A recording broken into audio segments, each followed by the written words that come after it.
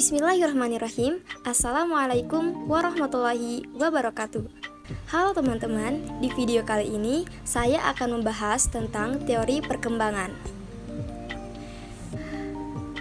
Teori perkembangan merupakan sebuah teori yang berfokus pada berbagai perubahan serta perkembangan yang dialami manusia, baik dalam struktur jasmani atau biologisnya, perilaku serta fungsi mental pada beragam tahap kehidupannya yang terjadi dari konsepsi hingga menjelang kematiannya. Adapun pendekatan teori perkembangan, terdapat beberapa pendekatan yang dikemukakan oleh para ahli mengenai perkembangan manusia sendiri yang terdiri dari sebagai berikut. Yang pertama, pendekatan perkembangan kognitif memiliki asumsi bahwa kemampuan kognitif yang dimiliki oleh individu merupakan hal yang paling penting dan memiliki pengaruh yang besar terhadap tingkah laku seseorang. Terdapat 3 model di dalam pendekatan perkembangan kognitif sendiri yang terdiri dari model kognitif Piaget, model pemrosesan informasi, dan model kognisi sosial. Yang kedua, pendekatan belajar maupun lingkungan. Pendekatan belajar atau lingkungan yang memiliki asumsi bahwa tingkah laku seseorang didapatkan berdasarkan pengkondisian serta prinsip dasar. Dan yang ketiga, pendekatan etologi. Pendekatan etologi yang merupakan sebuah studi perkembangan serta perspektif evolusioner yang mendapatkan dasar dari berbagai prinsip evolusi yang dikemukakan oleh Charles Darwin yang memiliki asal-usul biologis mengenai tingkah laku sosial. Yang keempat, pendekatan Imam Al-Ghazali.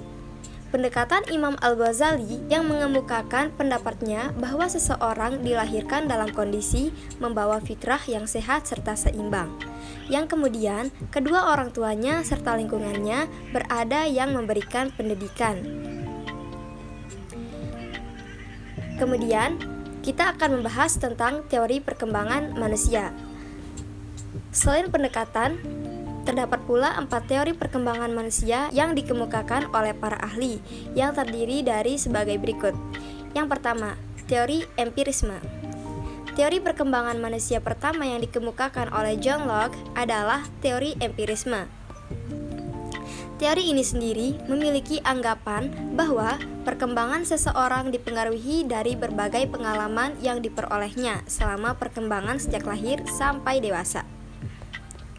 Pada teori empirisme ini, pendidikan serta pergaulan masuk ke dalam sebuah pengalaman, di mana dijelaskan pula pada teori ini, manusia merupakan sebuah kertas putih dan nantinya individu tersebut akan menjadi apa bergantung terhadap apa yang dituliskan pada kertas tersebut. Yang kedua, teori nativisme. Teori perkembangan manusia kedua yang dikemukakan Arthur Schopenhauer adalah teori nativisme. Pada teori ini, perkembangan manusia dipengaruhi oleh berbagai faktor yang dimiliki individu tersebut sejak dilahirkan. Pada teori ini ditegaskan bahwa individu membawa sifat tertentu yang dapat menjadi faktor pengaruh dan penentu keadaannya. Teori ini juga beranggapan bahwa faktor pendidikan serta lingkungan tidak memiliki pengaruh pada perkembangan manusia.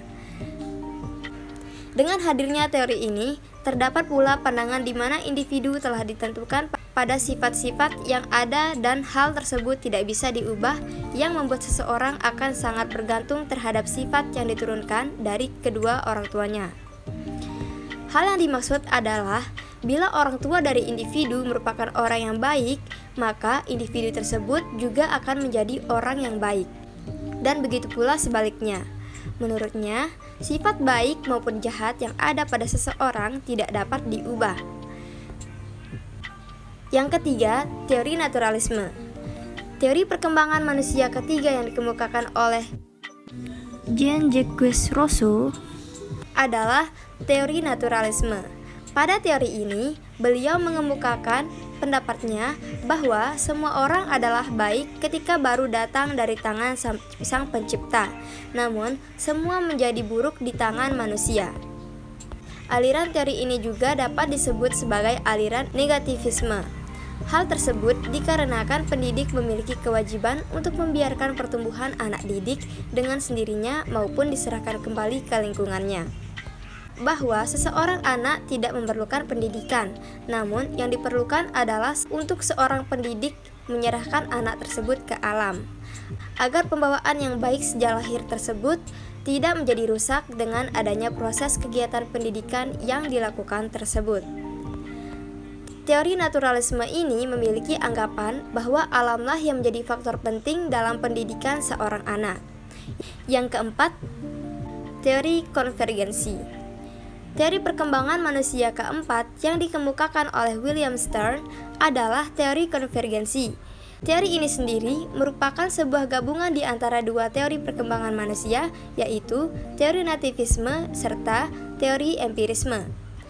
Pada teori konvergensi ini dikemukakan bahwa pembawaan serta pengalaman pada perkembangan manusia memiliki peran penting, di mana antara lingkungan orang tersebut berada dengan bakat yang dimiliki sejak lahir saling mempengaruhi satu sama lain.